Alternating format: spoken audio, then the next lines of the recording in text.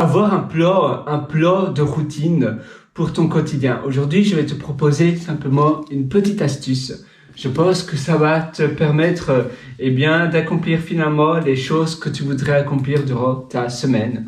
Le dimanche soir, par exemple, tu vas écrire les choses les plus importantes que tu veux réaliser durant ta semaine. Donc, tu vas les mettre par rapport d'ordre de priorité du plus haut au plus bas, au moins prioritaire, mais évidemment, ton but, c'est de les faire tous durant la semaine.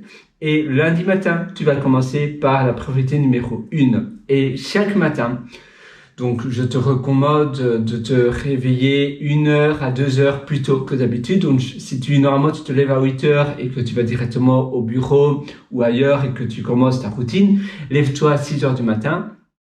Et à 6 heures du matin, tu vas faire ces 2 tâches les plus importantes. Et puis après, le mardi matin, tu vas faire les 2 tâches un peu moins importantes. Le mercredi, encore moins importantes. Et jeudi, vendredi, et ainsi de suite, au moins important.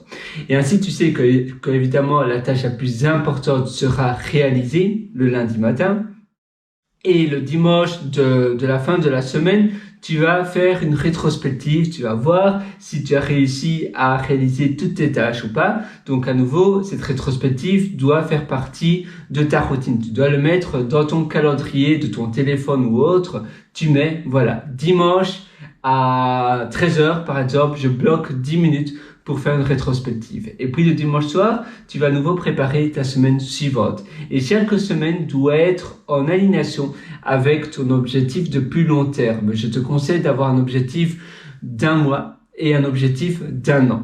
Donc l'objectif d'1 mois représente 4 semaines et ça veut dire que dans chaque semaine, tu dois penser à premièrement, est-ce que ce que je fais dans ma semaine est en alignation et va contribuer à mon objectif de où je veux arriver, de où je veux devenir, ou bien ce que je veux réussir. Je sais pas, tu te dis par exemple, dans 1 mois, je veux augmenter, si tu as une société, dans 1 mois, je veux augmenter mon chiffre d'affaires de 5%. Eh bien, qu'est-ce que je peux faire chaque semaine pendant 1 mois pour obtenir cela? Plus de marketing, je peux utiliser des services, des prestataires de marketing et de trafic, tu sais, qui vont t'apporter du trafic en faisant des campagnes de publicité sur des réseaux sociaux et autres.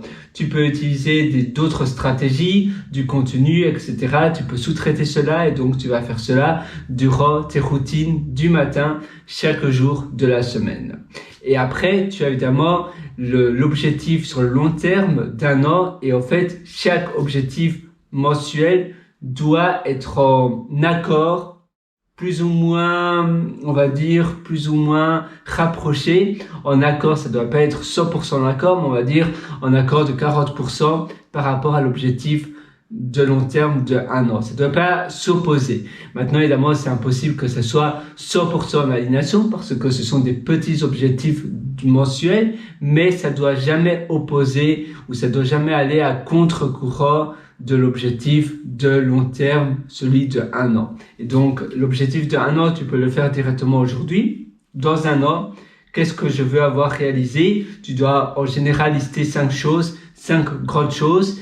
Donc, l'objectif d'1 an est plus ou moins vague, mais est très important parce que c'est un peu comme un guide. Ça va te permettre de te guider, de savoir pourquoi tu fais ce que tu fais chaque jour. Et puis après, tu peux maintenant aussi faire l'objectif mensuel et tu commences ta semaine demain et chaque jour, tu vas savoir, d'accord, mon objectif mensuel, c'est cela. Je vais préparer ma semaine. Donc ça aussi, tu dois préparer ça aujourd'hui pour la semaine à venir. Et chaque jour, par rapport à la tâche la plus importante, à la tâche la moins importante, comment je peux faire? Tu dois aussi réfléchir au levier que tu peux actionner. Tu dois préparer des tâches actionnables, donc des étapes actionnables. Qu'est-ce que je peux faire chaque jour pour actionner certaines choses? Donc, on appelle cela actionable tasks ou actionable steps. Donc, ces steps, ce sont des étapes. Alors, chaque jour, chaque matin, je vais faire quelque chose qui va déjà c'est quelque chose où j'agis. C'est pas simplement apprendre, lire. Non, tu dois aussi actionable. C'est quelque chose où tu dois accomplir quelque chose, réaliser quelque chose, construire quelque chose pour que la liste de choses que tu t'es mis dans la semaine soit réalisée. Évidemment, le premier jour de la semaine, ça doit être les tâches les plus importantes, comme on en parlait. Je te recommande de commencer le lundi jusqu'au dimanche, mais parfois, si aujourd'hui c'est un mercredi, tu dois pas attendre jusqu'au lundi prochain, tu peux déjà commencer dès demain. Et à la fin de la semaine, tu as toujours une rétrospective où là, tu vois ce qui s'est bien passé, ce qui a été, ce que tu veux continuer et ce qui n'est pas une bonne idée, les choses que tu devais pas faire ou que peut-être qui ne représentaient pas les 20% qui vont donner 80% du résultat. Ça fait partie de la loi de Pareto. Tu dois toujours te baser sur les 20% seulement qui vont rapporter les 80%, donc un maximum de résultats. Et pas faire les petits détails que personne va voir. Parfois, on passe énormément de temps sur des détails que finalement personne, tout le monde s'en fout de ces détails-là. Tout le monde s'en tape. Il y a personne qui attache de l'importance dans ces petits détails.